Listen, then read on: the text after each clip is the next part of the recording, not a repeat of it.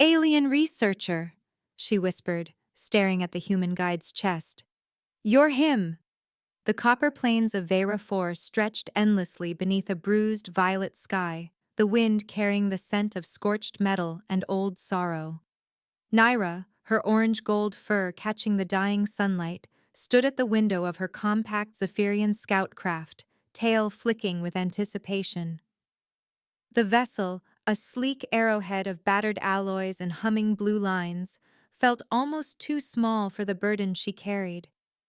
She pressed her paw to the viewport, eyes narrowed. She was here for more than the official line. The Chirac infestation, outpost lost, lesson learned, because Naira's research had uncovered hints of something hidden, a name erased from the records: Sentinel Orion. The starport's makeshift lounge was a battered module patched together from mismatched hull plates and hope. Inside, the air was thick with static, the low hum of conversation blending with the clatter of mugs and clink of tools. Prospectors in faded uniforms crowded the benches, their stories as worn as their boots. Nira's feline ears swiveled, filtering the noise for truth, her gaze flicking from face to face. She ignored the raucous laughter at the bar, the sharp haggling over mining rights at the far table. Her quarry was something quieter, something hidden beneath the surface. The port overseer hunched over a sputtering terminal, his shoulders stooped by years of disappointment. When Naira approached, he didn't look up, just nodded toward a dim alcove. If you want the old city, talk to him. His voice was a rasp, lost in the static. There, half-shadowed by the failing light, sat Marcus, a broad-shouldered human with storm-gray eyes and a weak stubble. He watched the room with a wary calm, a battered mug cupped in his large hands. He seemed carved from the same battered metal as the port itself, his presence both imposing and weary. Naira crossed the lounge, her steps confident but cautious. She slid into the seat opposite him, brushing her tail aside. I need a guide, she said, her Zephyrian accent smooth but edged. From a concealed pocket, she drew a rare fusion cell, small but glowing with promise. She set it on the table with a quiet click. Marcus's gaze lingered on the cell, then traveled up to meet hers. For a moment, neither spoke. Then he nodded, a single, economical movement. You must be desperate or reckless, he said quietly. Both, Naira replied, matching his tone. I'm looking for something in the old city ruins. I hear you know the way. He gave a brief, humorless chuckle. The way's never the problem. It's what's waiting there. Still, he took the fusion cell, slipping it into a pouch at his belt. We leave at dawn. Bring what you trust. Pale light crawled across the horizon as they set out in Marcus's battered crawler, its hull scarred by years of sand and violence. The vehicle rumbled over the bones of Vera 4's lost settlement, treads crunching across scorched metal and shattered glass. Naira sat beside Marcus, split between watching the landscape and her scanning device, the screen flickering with ghost signals and static. She broke the silence. You've done this before. Marcus kept his eyes on the track, hands steady on the controls. Enough to know the ghosts by name. Naira's ears flicked. And Sentinel Orion? Ever heard of that one? His jaw tightened, just for a moment. Old name, older secrets. The city doesn't give them up easily. They drove in silence, tension sparking between them as the crawler wound through twisted skeletons of collapsed towers. Naira noted how Marcus navigated the ruins with an instinct that spoke of deep familiarity, taking sharp turns, avoiding patches where the dust seemed too smooth. She wondered what stories hid behind those storm-gray eyes. As they reached a fractured bridge, a scar of twisted beams and crumbling supports, Marcus slowed. Hold on, he muttered. With careful precision, he edged the crawler forward, feeling for weaknesses. Suddenly, the bridge groaned beneath them, metal shrieking. Naira's heart hammered. The ground buckled. Marcus reacted instantly, hands flying over the controls, coaxing the crawler into a desperate leap.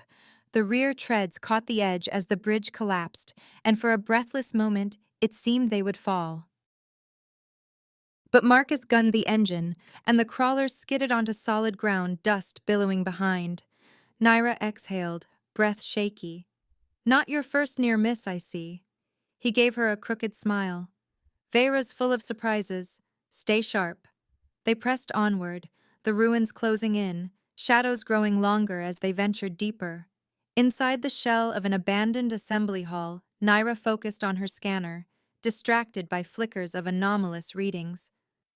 A sudden crash split the silence. A ceiling beam, loosened by their passing, came hurtling down. Marcus lunged. His hand closed around Naira's arm, yanking her clear as the beam smashed into the floor, dust and sparks flying. For a moment, his grip lingered, warm, steady, reassuring in a way that unsettled her. Their eyes met, something unspoken flickering between them. She pulled back, adjusting her scanner, but the memory of his touch lingered, her twin hearts racing for reasons beyond simple gratitude. They moved forward, side by side now, their footsteps echoing in the hollow city. Nira found herself watching Marcus more closely, noticing the way he moved through the ruins, the quiet strength in his posture. Her quest for the truth, once so clear, was now entwined with the mystery of her taciturn companion, the line between professional and personal blurring with every step into Vera Four's haunted heart. By evening, they reached the old communications spire, its silhouette stark against the twilight, a needle of corroded alloy piercing the bruised sky. Marcus steered the crawler to a halt in the lee of the structure, engines sighing down, and Nira was out before he'd even set the brake, boots crunching across tangled cables and fractured polyglass. She moved with purpose, her orange-gold fur luminous in the dying light. The spire's main hatch yawned open, and she ducked inside, her breath stirring dust motes that danced in the beam of her torch. Marcus followed, silent but watchful, his every movement a study in wary economy. Inside, the air was stale with old static. Banks of ancient consoles lined the walls, their screens spiderwebbed and lifeless. Naira prowled the perimeter, claws ticking softly on metal. She set her scanner on a half-collapsed desk, its interface glowing with hopeful blue as she calibrated the frequencies. Her tail flicked in concentration. "Watch the doors," she murmured, barely glancing back. Marcus nodded, posting himself by the threshold, shotgun slung over his shoulder. He swept the shadows with practiced eyes, but his attention kept drifting back to Naira, noting the surety of her hands, the way she seemed to listen to the very bones of the place. Naira's claws worked deftly, prying open a console panel. Dust plumed. She coughed, waving it away, then reached inside, pulling free a cluster of data modules, some cracked, most corroded, but a few miraculously intact. She slotted one into her scanner, her ears twitching as she read the flickering lines of code. Her breath caught. "Marcus, look at this." He approached, cautious. "What is it?" She turned the screen so he could see. "Reference to Project Orion, not in any open archive. This..." She tapped the display, eyes alight. "This is a countermeasure or a weapon, something designed in secret." Marcus's face was stone, but his jaw tightened. "Project Orion's just a story. Old tech, ghost rumors." Naira arched a brow. "You don't believe that?" She leaned in, voice low. "Why would they scrub every mention from the records if it was just a myth?" He shrugged, but the movement was too quick, too defensive. "People want to believe in lost causes. Makes the ghosts easier to bear." She studied him, ears angled forward. "You know something you're not saying." Marcus held her gaze for a long moment, then turned away, retreating to the doorway. "Keep digging, Naira, but don't expect the truth to be friendly." She watched his back, the muscles tense beneath his jacket, then returned to the data, heart pounding with the thrill of discovery and the chill of suspicion. The module yielded more fragments, a list of personnel, references to memory stasis, Psychological stress. She copied everything, careful not to disturb the corrupted code. Outside, the horizon darkened abruptly. The wind howled through broken struts, and Naira's fur prickled. She glanced at Marcus, who was already watching the sky. "Storm's coming," he said. "A big one." She hesitated, torn between the lure of more data and the warning in his tone. He didn't wait for her agreement, just grabbed her pack, thrust it at her, and hustled her toward the crawler. Lightning forked across the sky as they ran. The first fat drop struck Naira's muzzle, sizzling on the hot metal ground. They tumbled inside the crawler just as the storm broke in earnest, rain lashing the hull with a sound like shrapnel. Inside, the space was cramped, shadows pressed close by the glow of the dashboard. Marcus flicked on the auxiliary lights. Dim amber, barely enough to banish the gloom. Naira set her equipment aside, breathing hard. Water dripped from her fur in shining rivulets. Marcus checked the seals, then crouched to stow his weapon. The tension in the air was thick as the storm outside, the closeness of the space magnifying every movement, every glance. Nira busied herself with her scanner, flipping through the recovered files, but her mind kept returning to the tightness in Marcus's jaw, the way he'd flinched at the mention of Project Orion. She frowned, noticing a sharp sting on her forearm. She twisted her arm, revealing a shallow cut, likely from the console casing. Marcus noticed. He knelt beside her, his bulk filling the tiny aisle. "Let me see." "It's nothing," she protested, but her voice was too soft. He ignored her, pulling a medkit from the side compartment. His hands, surprisingly gentle for their size, cradled her arm. He dabbed at the blood with a sterile pad, then pressed a med seal strip over the cut, his touch careful, deliberate. Naira watched him, struck by the contrast, the roughness of his knuckles, the patience in his movements. For a moment, neither spoke. The storm's thunder rolled overhead, cocooning them in a hush broken only by their breathing. Their eyes met, close in the amber light. Naira's defenses slipped, her tail curling unconsciously around her knees. There was something raw in Marcus's gaze, a question, or perhaps an apology.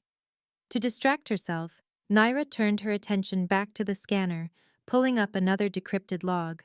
She read aloud, voice steady but a little distant. Subject reports vivid hallucinations after day 60 in stasis. Isolation protocols intensify psychological distress. Recommend memory damping to preserve operational integrity. Marcus's voice was rough-edged, quiet. Maybe he wasn't meant to be forgotten. Naira looked at him, her heart thudding. "You mean Orion?" He nodded, staring out into the storm. "Or whoever they put under for that long. Places like this. They eat you from the inside out." She hesitated, searching his face. "You've seen it happen?" Marcus's jaw flexed. "I've lived it." "Not as deep, maybe, but deep enough." He let out a breath, fogging the window. "Command told us to write it off. Move on. But some things stick with you." Naira studied the log on her screen, the words blurring. Why did they try to erase it? What scared them so much? He met her eyes again, something haunted lurking in the storm gray. "Sometimes it's not the enemy you're fighting, it's what you bring back with you." The silence between them thickened, as heavy as the rain hammering the roof. Naira felt the old ache of loneliness, the kind that came not from being alone, but from realizing someone else understood. Her tail flicked restlessly, then curled tight again. She scrolled to another log, voice softer now. Day 94. Subject no longer distinguishes between dream and waking. Team lead recommends final memory excision. It's as if the more they tried to preserve him, the more they lost him. Marcus's hand hovered, uncertain, then settled gently on her knee. Truth is, sometimes the only way to survive is to forget.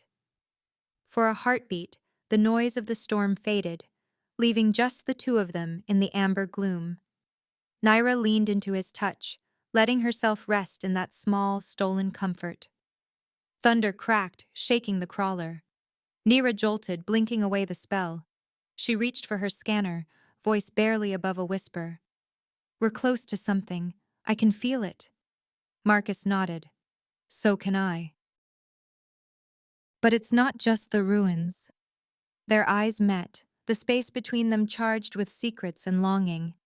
Outside, the storm raged on, but inside the crawler, another storm brewed. A tempest of truths half told and feelings barely restrained, both of them bracing for what the next dawn would bring. Dawn brought urgency. Naira woke to the sharp, insistent ping of her sensors, a cold light already creeping across the horizon. Marcus was on his feet, silent as ever, eyes scanning the remains of the storm outside. Naira's display painted a pulsing signal, a power reading, unmistakably artificial, beneath the foundations of what the maps labeled as the administrative plaza. She felt adrenaline surge, the weary ache of her body swept away by the promise of discovery. They set out at once, boots crunching over ground left brittle by catastrophe. The plaza was a graveyard. Charred skeletons of prefabricated buildings leaned into the wind, shattered glass and warped steel scattered in frozen patterns of violence. Naira's breath fogged in the thin air. This was the heart of it all, she murmured half to herself. Everything must have converged here. Command, memory banks, power cores. Marcus said nothing, jaw set, stride purposeful. He swept his shoulder lamp across the plaza, illuminating the devastation, melted benches, scorched murals, fragments of old banners fluttering in the breeze. The place felt heavy with the weight of lost years, with secrets buried so deep they seemed to shape the very earth. Naira moved ahead, eyes fixed on her scanner. The power reading grew stronger as she approached a fractured mosaic at the plaza's center. A sunburst, half obscured by ash. She crouched, claws brushing aside debris, searching for a seam, a hatch, any sign of access. Marcus crouched beside her, scanning the horizon. "Something's here," Naira whispered. "I can feel it." "Stay close," Marcus replied. "These ruins aren't finished with us." She smiled, flicking her tail in faint amusement. "Not planning on getting lost, are you?" His eyes softened, just for a heartbeat. "Not if I can help it." Suddenly, the ground shuddered. A deep seismic groan that seemed to echo from the bones of the planet itself. Naira staggered, tail lashing for balance. That wasn't natural. Before she could finish, the mosaic cracked with a thunderous snap, fissures racing outward. A second tremor split the earth beneath their feet. Marcus lunged, grabbing Naira around the waist. "Move!" But the plaza collapsed in a roar of stone and dust, the world tilting violently as they tumbled together into darkness. They landed hard. The impact knocked the breath from Naira's lungs. Dust filled the air, swirling in the sharp beam of Marcus's shoulder lamp. For a moment, everything was confusion. Pain, noise, the taste of blood and grit. Naira blinked, heart pounding, trying to orient herself. They lay in the center of a wide circular chamber, ringed with consoles and thick support pillars. The architecture was unmistakably military, old Zephyrian codes stenciled on the walls, half buried under grime and time. The air was thin, with a metallic tang. Somewhere nearby, warning lights blinked, their red glow flickering and weak. "Life support's failing," Marcus muttered, eyes darting across the chamber. "We have to move, now." Naira forced herself upright, her scholarly excitement mingling with real fear. This was no ordinary ruin. She recognized the design, the arrangement of the consoles, the heavy shielding. They were in a command shelter, the Orion command shelter. Every story, every erased file, every mystery she'd chased had led here. She stumbled to her feet, scanning the room. "This can't be real. It should have been destroyed, or—" "Not everything stays dead," Marcus cut in, his tone grim. He strode to a wall panel, fingers tracing faded seams with a certainty that made Naira pause. He wasn't guessing. He knew exactly what he was looking for. He found a narrow gap in the plating, forced his fingers inside, and wrenched it open with a grunt. Metal shrieked, and his jacket tore at the shoulder. Underneath, something flashed in the lamplight, a stylized star, crossed by a single line, stitched into the fabric. Naira froze, breath catching. But Marcus kept moving. Inside the panel was an ancient mechanical lever, corroded but still functional. He braced himself, muscles straining as he forced it downward. For a moment, nothing happened. Then, with a hiss and a clatter, fresh air rushed into the shelter, the vents coughing to life. Overhead, lights flickered, one by one, bathing the chamber in a cold, sterile glow. Naira stared at Marcus. His torn jacket gaped open, the emblem exposed. The mark of Project Orion. The symbol from the logs, from the erased files, from the warnings she'd chased across half the sector. The symbol she'd found in every reference to a sentinel, a protector, a sacrifice. It was him. Marcus met her gaze, jaw clenched, eyes shadowed by old pain. The silence stretched, charged and fragile. Naira stepped closer, her voice trembling. That symbol. It's you. For the first time, Marcus looked away, shoulders sagging as if the weight of the years pressed down all at once. Not anymore. Or maybe always. Hard to tell. Naira's mind spun, fragments of memory and research clicking together with dizzying speed. You're the Orion Sentinel, the one they erased. He let out a bitter breath, barely a laugh. Guess I wasn't erased well enough. She reached out, her hand hovering over the torn fabric, the emblem. You were part of the countermeasure, the stasis logs, the isolation experiments. They did it to you. His eyes were raw, storm gray and endless. I volunteered. Someone had to. They said it would only be a year. Then it was 2. Then, he shook his head. By the time they remembered, there was nothing left to come back to. Naira's heart ached. Why hide? Why not tell anyone? Marcus shrugged, a gesture as weary as it was defiant. They needed a ghost, a warning, so I stayed a ghost. His voice cracked. I didn't expect anyone to come looking. She stepped closer, drawn by a force she barely understood. You're not a ghost to me. Her voice was barely more than a whisper. Marcus's shoulders dropped, the armor of silence crumbling. I wanted to believe that, even just for a little while. Naira's tail curled around her ankles. She searched his face, seeing now not just the guide or the survivor, but the living memory of everything lost here. You saved me, more than once. He managed a small, crooked smile. Old habits die hard. The truth hung between them, bright and dangerous. All her research, all the miles she'd crossed had led to this. One man, more myth than memory, standing before her in the ruins of everything he'd tried to protect. She touched the emblem gently, her claws grazing the star. You don't have to be alone anymore. He closed his eyes, pain and hope warring in every line of his face.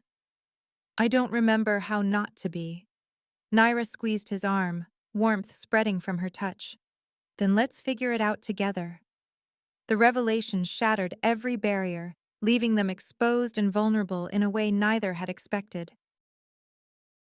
The shelter's old lights flickered above, illuminating 2 survivors, side by side, poised at the edge of history and the uncertain promise of what might come next. The bunker became a haven, a place outside time. The roar of collapse above faded, replaced by the gentle hum of restored air circulation and the echo of footsteps across ancient alloy floors. Naira moved through the command shelter in a kind of reverent awe, tracing the scars of battle on the walls, the faded insignia, the blinking consoles that had not seen living hands in half a century. It was history made tangible, but more than that, it was Marcus, his secret finally revealed, his presence now wholly real. He sat beside a battered terminal, shoulders hunched, The weight of memory seemed to settle over him as he began to speak, his voice quiet but clear in the silence. It happened at the end, Marcus said, gaze unfocused, as if looking through the walls and years. The Chirac breached the outer perimeters. We lost 3 sectors in as many days. Command was pulling everyone out. Evac shuttles, emergency drops. But someone needed to stay to operate the defense grid, to lock down the core. They called it the Orion Protocol. It was supposed to be a failsafe. I volunteered. Nira listened, her ears angled forward, tail wrapped around her legs. "You saved the outpost," she whispered. "You saved thousands." He shook his head. "I did what was needed. Once the last shuttle cleared, I triggered the grid. Bought time." The Chirac. They didn't expect the resistance. They broke against the city's heart, and when it was done, there was nothing left to fight. His hand drifted absently to the emblem at his chest. The protocol said the Sentinel would be preserved, just in case. My pod was deep beneath the plaza, sealed in with instructions to wake me if the threat ever returned. Nira's throat tightened. And it never did. Not for a long time. His eyes flickered to hers, haunted and impossibly old. 5 decades ago, a tremor collapsed the surface. It cracked the bunker. The pod's core took damage, woke me up, then failed. No way to risk another cycle. I stayed down here, waiting, listening to nothing, watching the systems fail, one by one. The silence that followed was different. No longer the hush of the bunker, but the hush of understanding, of sorrow shared. Nira swallowed, moved by the depth of his solitude. "You were alone all that time," she said softly. Marcus gave a weary half-smile. "Long enough to forget the sound of my own name. Some days I'd speak out loud, just to prove I still could." Nira felt her empathy overwhelm her. No archive, no data core could ever have prepared her for the simple, brutal truth of his isolation. "You weren't just forgotten," she said. "You were erased." He nodded. That's how Command wanted it. The protocols were buried, the records scrubbed. A ghost at the edge of memory. It's easier for people to move on when they don't have to remember the cost. He gestured for her to follow. They walked together to a heavy hatch in the far wall. Marcus entered a code with fingers that shook just slightly, and the door opened with a hiss. Inside was the cryopod, a frost-lined sarcophagus, its glass cracked and covered in a thin film of dust. The control panel was dark, but the outlines of old status lights flickered as Nira shined her torch inside. "This is where you slept," she murmured, reaching out to touch the glass. He nodded. "Years, in and out of stasis." The pod handled the physical side, kept the body alive, slowed everything down. But the mind... He trailed off, shoulders tense. It wasn't the waiting that was hardest. It was the silence. The total, absolute silence. Nira turned, her orange-gold fur aglow in the lamplight. "Did you dream?" she asked, her voice as soft as the drifting dust. "Sometimes," Marcus admitted. "Mostly of voices, faces I couldn't place. The city as it used to be, alive. But when I woke, it was always gone." He looked at her, something raw and hopeful flickering in his storm-gray eyes. "Until you came." She stepped closer, unable to resist the pull of his loneliness. Her slender fingers reached out, tracing the emblem on his chest. A star crossed by a single line, the mark of a sentinel. Marcus's breath caught, every muscle in his body taut as a live wire. Slowly he covered her hand with his own, their claws and fingers entwining. His hand was rough, larger than hers, but the touch was gentle, careful, as if afraid she might vanish too. Nira's twin hearts hammered. The cold years between them seemed to melt in that moment, thawing with the warmth of simple contact. "I thought I'd forgotten how to feel anything," Marcus whispered, voice breaking. "But you remind me." She leaned in, her forehead resting against his. "You're not alone anymore." They stood like that, wrapped in each other's presence, until the silence in the bunker became something new, a quiet charged with hope instead of despair. Marcus exhaled, a trembling sigh, and Naira felt his walls crumbling. In that hush, the years of Marcus's loneliness began to thaw, replaced by something tentative and bright. Later, they sat together at the ancient command console, sharing rations and stories. Naira told him of her own world, a place of light and sky, of curious minds and restless spirits. Marcus listened, drinking in every word as if it were air itself. "Why did you come to Vera 4?" he asked quietly. She smiled, brushing her tail across his knee. "I wanted to know what happened, to find the truth behind the silence. I didn't expect to find you." He squeezed her hand, the gesture awkward but fiercely sincere. "I didn't expect to be found." The bunker, once a tomb, became a place of hope. Marcus started to repair the systems with Naira's help. Lights brightened, air grew sweeter. They mapped the old corridors together, discovering hidden rooms, caches of untouched supplies, remnants of a life Marcus had half forgotten. Laughter echoed in the shelter, tentative at first, then real. Nira, the researcher, became a companion. Marcus, the legend, became a partner. In the shelter's core, surrounded by the relics of sacrifice and memory, the two of them forged something new. As days passed, the line between past and present blurred, and the promise of a future, once unimaginable, began to glimmer, fragile and fierce, in the light of their joined hands. Days blurred in the timeless shelter. Above ground, Vera 4's copper plains lay silent under endless bruised skies, but within the bunker, life rekindled in slow, careful steps.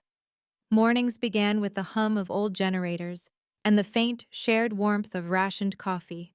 Naira's expertise became their compass. She moved through ancient terminals with patience, coaxing data from memory banks long dormant. Marcus watched her work, marveling at the precision of her claws, the quiet confidence in her touch. They spent hours piecing together the hidden archives.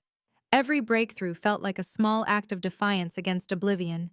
Together they discovered troves of records, logs, messages, fragments of footage sealed beneath encryption protocols and dust.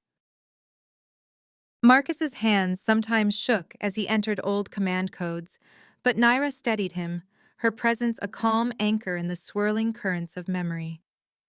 One afternoon, Naira cracked a final layer of security, and the central archive blossomed open. The main hollow screen flickered, painting their faces in ghostly blue light. Marcus's breath caught as the first images emerged, faces he remembered, voices that had once filled the outpost's halls. Engineers laughing on a break, medics tending to wounded, command officers holding urgent briefings in the war room. Naira watched beside him, her eyes shining with empathy and awe. They sat together, reviewing the records. Sometimes Marcus narrated, his voice rough with nostalgia. "That's Dr. Suri. She ran the hydroponics. Her tomatoes were legendary." Or, "Lieutenant Reese never met a rule he didn't want to bend." Naira listened, sometimes asking quiet questions, sometimes just offering her hand, anchoring him to the present when the past threatened to sweep him away. One evening, they watched the outpost's final days unfold in grainy footage. On the screen, alarms wailed and officers barked orders. Above it all, Marcus's younger voice sounded steady, calm, rallying those who could still fight, comforting those who could only wait. Naira squeezed his arm, her orange-gold fur glowing in the cold light. "You kept them together," she whispered. Marcus's jaw clenched. "I tried. I wish—" He broke off, the ache of old regret etched deep. She pressed closer, resting her head against his shoulder. "You did more than most would have dared." He covered her hand with his, fingers rough and warm over her slender claws. In that quiet, the gulf of decades seemed to shrink. Naira understood loss. Her own world had seen conflict, though nothing like this. She let her presence be enough, offering comfort that did not need words. When the memories grew too heavy, Naira would coax Marcus away from the consoles. She'd ask about the city as it once was, not just the fighting, but the living. Gradually, his stories changed. He described the street festivals that lit up the plaza each solstice, lanterns strung from tower to tower, children chasing each other through fountains now lost beneath rubble. He spoke of market days, the scents of spiced bread and tart fruit, the laughter that once echoed through canteen halls. Naira listened, picturing it all, painting the city anew in her mind. "You remember every detail," she said once, marveling. "It's all I had, for a long time," Marcus replied, his smile faint but real. Naira brought her own memories too. Tales of Zephyrian skies, of kinship bonds and sun-warmed stone, of her relentless search for truth. Marcus listened, drinking in every word. Sometimes he would reach for her hand, as if to tether himself to a future that had once seemed impossible. Their connection deepened, the spark of romance ignited in crisis now glowing warmly in shared stories and gentle touches. The barriers that had once separated them, species, centuries, secrets, became bridges.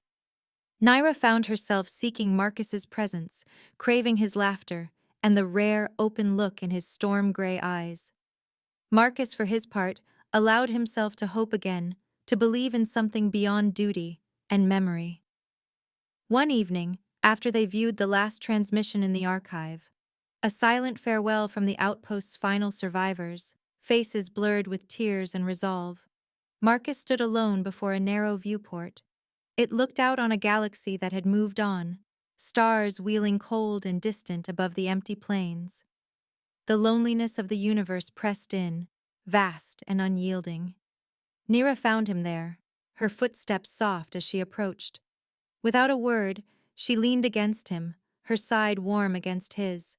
Her long tail curled around his waist, a gesture as intimate as an embrace. Marcus stilled, then let his arm fall around her shoulders, drawing her close. They stood in silence, hearts beating in time. The stars outside burned indifferent, but in the bunker, warmth blossomed between them. Marcus turned, his voice thick with feeling. "I never thought I'd feel this again. Someone's warmth." Nira cupped his face, her palm gentle on the stubble of his cheek. "You're not a shadow, Marcus. You're alive, and you're not alone." Her thumb traced the line of his jaw, lingering at the corner of his mouth. He caught her hand in his, holding it as if it were the most precious thing in the world. "I kept telling myself I was only a memory, a fragment left behind." She shook her head, her gold-flecked eyes luminous. "You're more than that. You're here, with me. That's real." His breath hitched. "Nira." She silenced him with a soft press of her lips, slow and deep. Their kiss was a promise born of loss and hope, their bodies fitting together as if they'd always been meant to. Marcus pulled her closer, and she melted into his embrace, her tail curling tighter around his waist. He tasted the salt of her tears, the sweetness of survival. When they parted, Naira rested her forehead against his. "We're both survivors," she whispered, "but we don't have to survive alone." He smiled, a true, unguarded smile. "Not anymore." In the heart of a dead world, the last sentinel of Vera 4 found solace in Naira's arms, their bond forged in shared history and new beginnings. The shelter, once a tomb, now echoed with laughter, with hope, with love. A future written not in records or ruins, but in the quiet joining of two lives moving forward together. In the days that followed, the universe outside faded to abstraction. Beyond the battered blast doors, the copper plains of Vera 4 and the violet sky became distant memories, outmatched by the immediacy of warmth and laughter echoing through ancient corridors. Naira and Marcus became each other's world, orbiting in the gentle gravity of shared space and slow dawning hope. Their routines fell into a new, easy rhythm. The Orion bunker, once a place of exile and old ghosts, became a crucible for healing. Each morning, Marcus would wake to the soft sound of Naira's humming as she tinkered with a jury-rigged coffee unit, her orange-gold fur ruffled by sleep. He found himself smiling more easily, drawn to the music of her laughter. Naira's presence brought color back to his life, her playfulness, her curiosity, the way she teased him out of long silences with gentle nudges and clever retorts. One morning, as they shared a meal of rationed grain and dried fruit, Naira caught Marcus eyeing a stubborn circuit cluster with frustration. She grinned, nudging him with her shoulder. "Are you going to scowl it into working, or let me have a try?" He feigned gruffness, but the warmth in his gaze betrayed him. "I'm weighing my options. You've got quick hands, but sometimes you get too clever for your own good." She flicked her tail, feigning offense. "Says the man who rewired a backup generator with a spoon and a prayer." He laughed, a sound that grew less rare each day. "Desperation breeds innovation. Or so I was told by a certain Zephyrian genius." Their hands brushed as she took the toolkit from him. For a moment, time stretched, the bunker lights painting their faces in soft gold. She fixed the circuit, and he watched her, pride and affection mingling in his storm-gray eyes. They spent hours like this side by side, restoring old systems, mapping safe corridors, checking the comm array, though neither hurried their progress. The idea of rescue became a distant thought. The outside world could wait. What mattered was the slow, steady building of trust, the tentative weaving of two lives into one. Their romance blossomed not in grand gestures, but in the slow rhythms of bunker life. They shared simple meals on the old command dais, knees brushing beneath the table, laughter bouncing between them. Late into the artificial night, they traded stories. Naira curled against Marcus, her tail looped around his leg, listening to the steady beat of his heart, a sound she cherished more than any archive. Sometimes, as the emergency lights dimmed to mimic dusk, Naira would coax Marcus into sharing memories of the city as it once was. He painted vivid pictures, the festival lanterns strung high above the plaza, the scent of spiced bread wafting from market stalls, the camaraderie of soldiers singing old songs in the canteen after a long shift. "Did you ever dance?" Naira asked one night, head pillowed on his shoulder. Marcus grinned, sheepish. "Badly. Never could keep the rhythm," she purred, twining her tail around his waist. "You'll have to show me sometime. I promise not to laugh. Much." He squeezed her hand, shaking his head. "Your trouble, Naira." She just smiled, nuzzling closer, and the bunker felt brighter, less like a tomb and more like a home. Some evenings Naira grew quiet, her gaze distant. Marcus would find her perched by the narrow viewport, watching the stars shift in patterns only she seemed to understand. He would approach quietly, wrapping his arms around her waist from behind, drawing her into his warmth. One night, the silence was deep and soft, the air tinged with the faint scent of ozone from a freshly repaired power relay. Naira leaned into his embrace, her fur brushed silver by the starshine. Her voice was a soft purr, the vibrations soothing against his chest. "Do you regret staying?" she asked, her words barely more than breath. Marcus pressed his lips to her brow, closing his eyes. "If I hadn't, I never would have found you." She turned, her eyes reflecting starlight and something deeper. "You mean that?" He nodded, voice thick. "For so long, I thought I was only a relic, a warning, not a person. But you," he faltered, searching for the right words. "You made me feel alive again." Naira cupped his cheek, her thumb brushing the rough stubble along his jaw. "You're not a shadow, Marcus. You're alive, and you're not alone." She drew him down, their foreheads touching, sharing a breath in the hush of the bunker. He traced the line of her ear, marveling at the softness, the pulse beneath her skin. "You brought me back," he whispered. She smiled, her tail curling possessively around him. "We brought each other back." Their kiss that night was slow, deep, a promise shaped by the ache of old wounds and the fragile hope of new beginnings. In each other, they found solace, the kind that needed no words, only the reassurance of touch and presence. The days settled into a gentle cadence. Together, they repaired the main transmitter, though neither hurried the final connection. Sometimes, as they worked, Naira would hum a Zephyrian lullaby, and Marcus would join in, stumbling over the unfamiliar syllables but never missing her smile. Their meals were simple: rations flavored with spices from Naira's emergency kit, shared from battered bowls. Each meal became a celebration, each story a thread binding them closer. Marcus teased her about her fondness for hot peppers. Naira challenged him to remember every detail of old outpost recipes. Their laughter filled the bunker, echoing in places where only silence had dwelled for decades. When nightmares found Marcus, ghosts of alarms and distant screams, Naira was always there, her hand on his heart, grounding him in the present. When Naira's own doubts surfaced, questions of what came next, Marcus would draw her close, holding her until the uncertainty faded, replaced by the steady certainty of shared breath.